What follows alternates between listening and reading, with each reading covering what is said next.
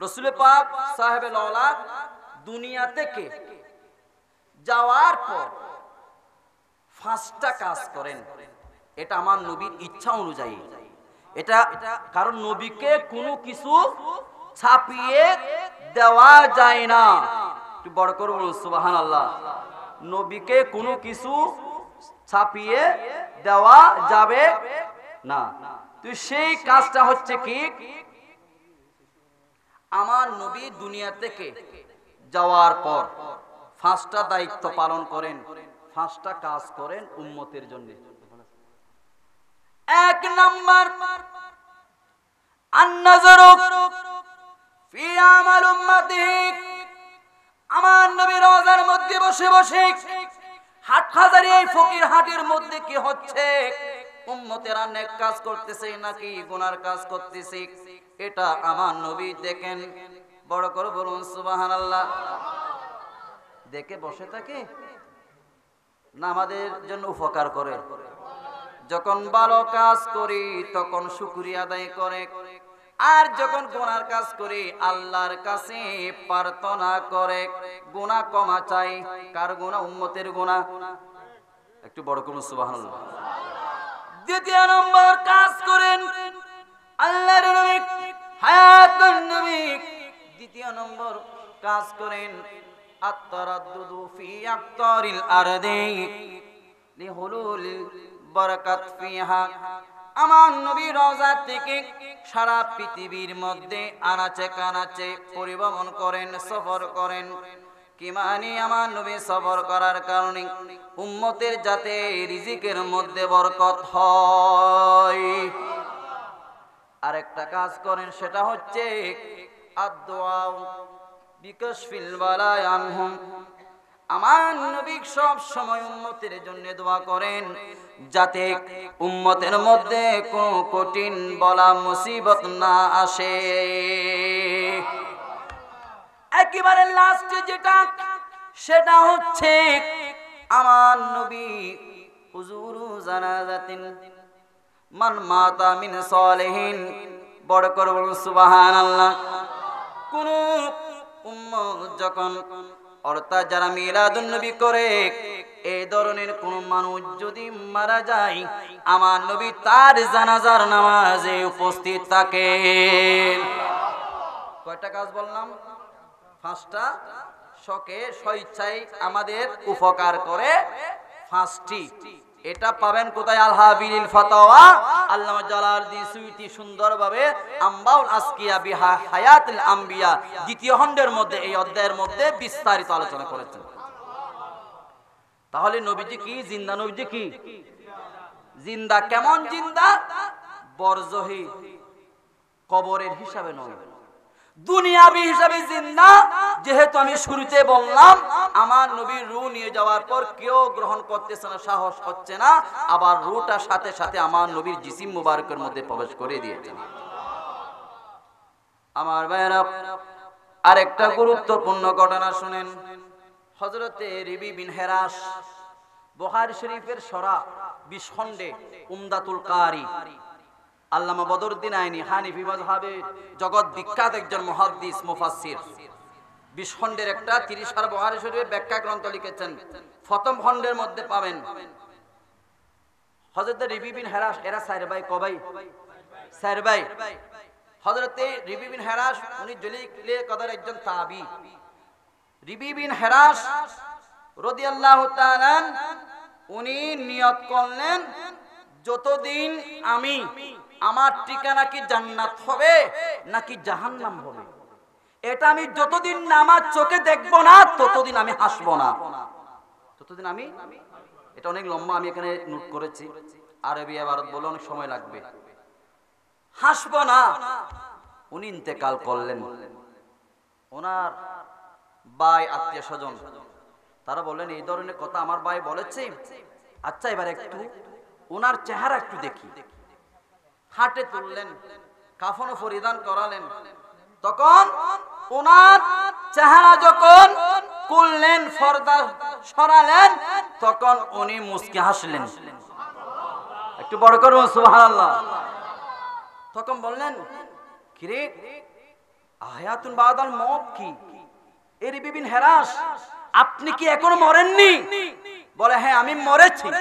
মরার পরে মহারব্বুল আলামিন আমার কাছে সুন্দরভাবে আসলেন, আমার উপর কোনো রাগ নেই, আমাকে কবুল করেছেন, আমার রূহকে জান্নাতের মধ্যে নিয়ে গেলেন।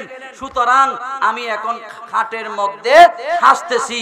শুধু তাই নয়, উনি এখন কথা বলতেছেন, শুধু কথা বলতেছেন, হাদিস বোঝাচ্ছেন কিভাবে দেখেন। উনি হাসতেছেন এক, আবার কত বলতেছেন খাটের মধ্যে। তখন বললেন ফাজিলুনি, আমাকে তাড়াতাড়ি নিয়ে যাও জানাজার মাঠে, যেহেতু জানাজার মাঠে আমার রাসূল আমার নামাজ পড়ার জন্য অপেক্ষা করতেছে। আর একটু বড় করে বলুন সুবহানাল্লাহ। যা কথা বললাম গ্র্যান্টেড কিতাব, ওয়াহাবি নয়, জামাতি নয়, তাবলীগি নয়, যে কোনো হোক, অনেক চ্যালেঞ্জ দিয়েছি, এই কিতাবের রদ একটা কলম বসাতে পারে না। যেখানে আনোয়ার শাহ কাশ্মীরি আমার নবী জিন্দা এটা স্বীকার করেছেন ফয়জুল বারের মধ্যে, বুখারী শরীফে 6 খণ্ড আরবি আমার কাছে আছে, হাটাজারের মাদ্রাসার লাইব্রেরি থেকে নিয়েছি। উনি স্বীকার করেছেন আল্লাহ জালালউদ্দিন সুয়ুতী জাগ্রত অবস্থায় 22 বার দেখেছেন, কিন্তু আমরা বলি কি 75 বার।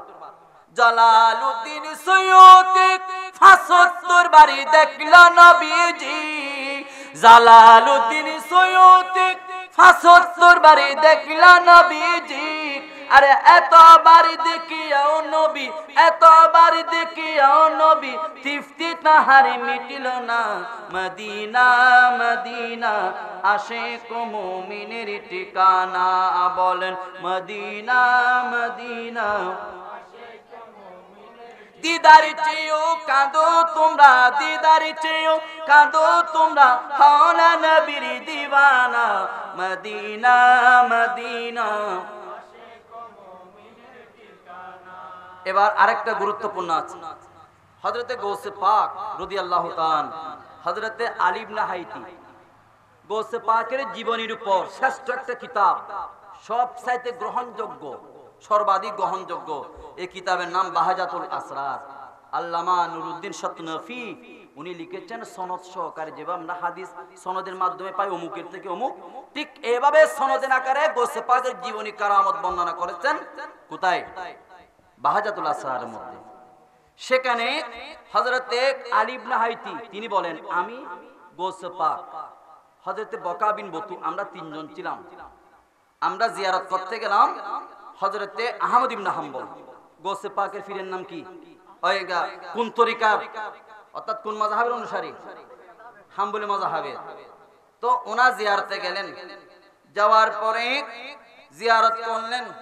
জিয়ারত করার সাথে সাথে গৌসে পাক এমন একটি বেলায়েতের দৃষ্টি দিয়েছেন, আহমদ ইবনে হাম্বলের রওজা ফেটে গেল। ঠিক তখন হযরতে আহমদ ইবনে হাম্বল রাদিয়াল্লাহু তাআলা উনি রওজা থেকে গৌসে পাকের জন্য একটা জুব্বা নিয়ে উঠলেন। এখানে দেখেন এবার ফাশাহিদতুহু খারাজা মিন কবরিহি ওয়া দাম্মা শাইখ আব্দুল কাদের ইলা সাদরিহি ওয়াল বাসার খিলআতান, এটা নিয়ে প্রথমে গৌসে পাকের সিনার সাথে সিনা লাগালেন আহমদ ইবনে হাম্বল। আহমদ ইবনে হাম্বল মানে পৃথিবীর 7 জন ইমামের একজন, যিনি মুসনাদ আহমদ ইবনে হাম্বল লিখে সারা পৃথিবীর মধ্যে আলোড়ন সৃষ্টি করে দিয়েছেন। জগৎ বিখ্যাত একজন আল্লাহর ওলি, একজন আলেম, একজন ইমাম।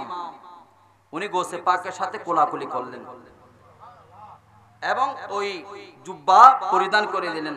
বললেন, এ গৌসে পাক, শরীয়তের দিক দিয়ে আপনি আমার মাযহাব অনুসরণ করেন ঠিক, কিন্তু আপনি, আমি আহমদ ইবনে হাম্বল আপনার শরীয়তের তরিকতের ইলমুল হাল ফালুল হালের আমি মুহতাজ।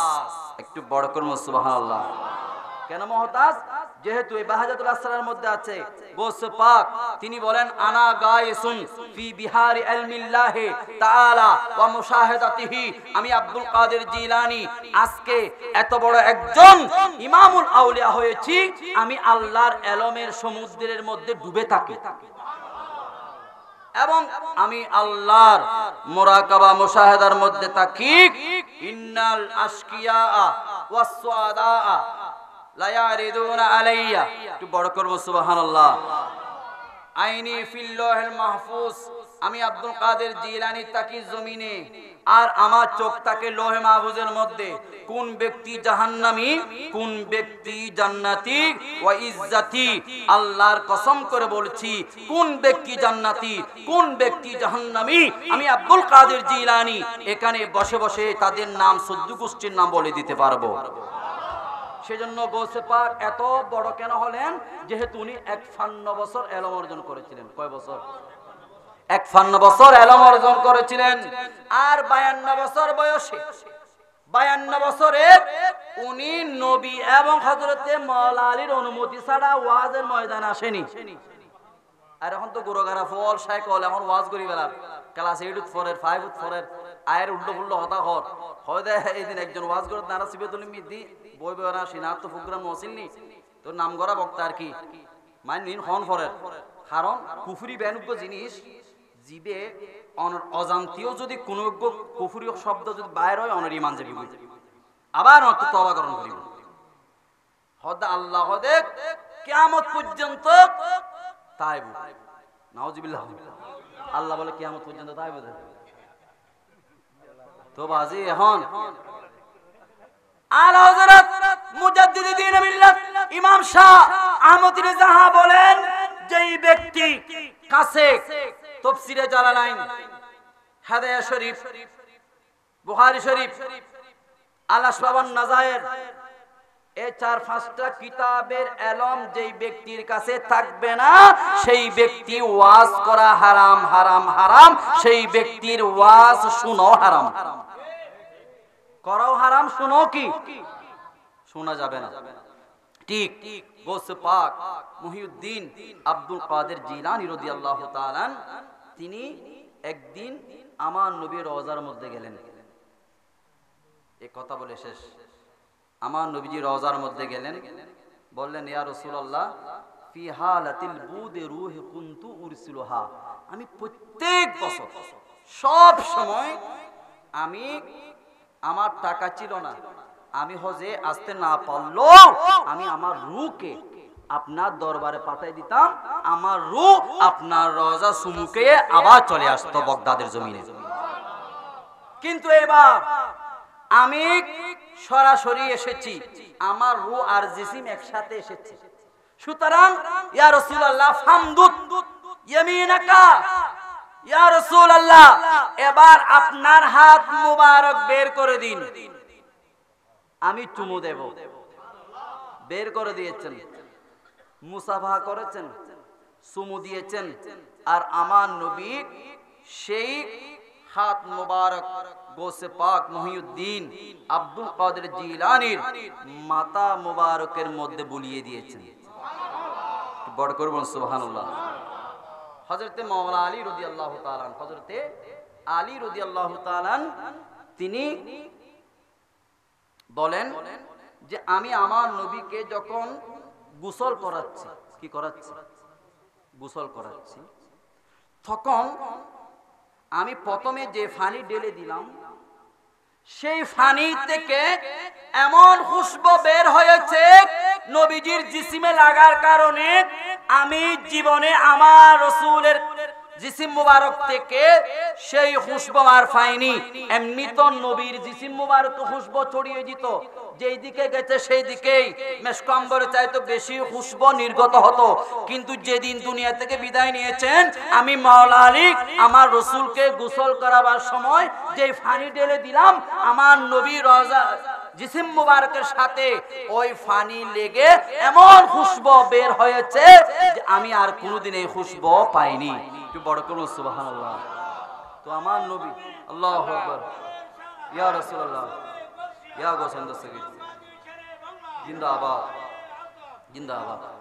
হযরতে ইমাম আযম আবু হানিফা 56 বার হজ করলেন। কয়বার? 56 বার হজ করলেন। ইমাম আযম আবু হানিফা লাস্টের বার উনি আমার নবীর রওজাকে সামনে নিয়ে বলেন, ইয়া রাসূলুল্লাহ, ইয়া হাবিবাল্লাহ, আমি 56 বার হজ করলাম, এবার আমার সালামের জবাব দিতে হবে। আমি সব সময় আপনি রসুলের পদরুদ সালাম পেশ করতাম, সালাতু সালাম দিতাম। আজকে কিন্তু সালামের জবাব দিতে হবে। এ কথা বলতে না বলতে আমার নবী ওয়ালাইকাস সালাম ইয়া সিরাজা উম্মতি, উম্মতের সূর্য, আলো, লাইট উপাধি কে দিয়েছেন নবী রওজা থেকে। ইমাম আজম আবু হানিফা সারা পৃথিবীর জন্য সূর্য, আলমের সূর্য, এই উপাধি কে দিয়েছেন? নবীজি রওজা থেকে দিয়েছেন। ওয়ালাইকাস সালাম ইয়া সিরাজা উম্মতি, এই আমার উম্মতের সূর্য, লাইট, আপনার উপরও সালাম। হযরত মাওলানা আলী রাদিয়াল্লাহু তাআলা আনহু, হযরত সিদ্দিক আকবর যখন ইন্তেকালের কিছুদিন পূর্বে একটু অসুস্থ হয়ে গেলেন, মাওলানা আলীকে ডাকলেন, এই মাওলানা আলী, আপনি আমার রসুলকে গোসল করিয়েছেন, সুতরাং আমি ইন্তেকালের পর আমাকে গোসল করাবে এবং আমাকে আতর চেন লাগিয়ে দিবেন, সুরমা দিবেন, এগুলা দিয়ে আমার এই কফিন আমার নবীর সামনে রাখবে এবং আমার নবীকে বলবেন, দেখে সিদ্দিক আকবর মাওলানা আলীর আকীদা কি, নবীজি জিন্দা। কেমন জিন্দা? নবীজি রওজা থেকে কুল মাহলুকাতের জন্য রহমত করতে পারেন, কঠিন মুশকিল আসান করতে পারেন, নবীজির যেখানে ইচ্ছা সেখানে যেতে পারেন। যেমন আলা হযরতের ঘরে এসেছেন, যেহেতু আলা হযরত সেভাবে রাজি করতে পেরেছেন। হযরতে আব্দুর রহিম মুহাদ্দিস দেহলভির ঘরে এসেছেন, কারণ উনি সেইভাবে আমার নবীকে রাজি করতে পেরেছেন। ইমাম হযরতে শরফুদ্দীন বুসরির ঘরে এসেছিলেন, ইমাম শরফুদ্দীন বুসরি আমার নবীকে রাজি করতে পেরেছেন। ইমাম শের বাংলার ওখানে এসেছেন, নবী যেহেতু ইমাম শের বাংলা আমার রাসূলকে রাজি করতে পেরেছেন। বরকত সুবহানাল্লাহ। হযরতে মাওলানা আলীকে যখন এই কথা বললেন, ইন্তেকাল করলেন, ইন্তেকাল করার পরে ওনাকে গোসল দেওয়ানোর পর এবং ওই কফিনটা নিয়ে গেলেন, হুবহু কথা বললেন মাওলানা আলী, সিদ্দিক আকবরের সেই কথাগুলি নকল করলেন। তখন অত বলিয়া রাসূলুল্লাহ, আপনার বন্ধু এসেছে, এখানে জায়গা চাচ্ছে, যদি আপনি ওখানে জায়গা দেন তাহলে সিদ্দিক আকবর বলেছেন ওখানে দাফন করতে, নতুবা জান্নাতুল বকির মধ্যে কি দাফন করার জন্য। এই কথা বলতে না বলতে তাস করে আওয়াজ দিয়ে আমার নবীর রওজা খুলে গেল। আদহিলুল হাবিব, এ মাওলানা আলী, বন্ধুকে বন্ধুর ভিতরে প্রবেশ করায় দাও, যেহেতু বন্ধু বন্ধুর সাথে, প্রেমিক প্রেমাস্পদের সাথে মিলিত হতে চায়। এ সিদ্দিক আকবর, নবীজি বোঝাতে চাচ্ছেন, তুমি আমার জন্য গায়ে সুর পরিষ্কার করেছো, তুমি কোনো বই ছাড়া যে আমি রসুলকে যাতে কোনো প্রাণী আঘাত করতে না পারে, তুমি আগে প্রবেশ করে আমার জন্য তুমি ওই গায়ে সুর কি করেছো, পরিষ্কার করেছো। সুতরাং এবার আমি আগে দুনিয়া থেকে বিদায় নিয়ে আমি তোমার জন্য সেই কবর শরীফ, রওজা শরীফ আমি রেডি করলাম। সেই জন্য সিদ্দিক আকবর রাদিয়াল্লাহু তাআলা আনহু রওজা কেউ খনন করেনি, এটা আমার নবী নিজে ক্লিয়ার করেছেন। বড় করব সুবহানাল্লাহ।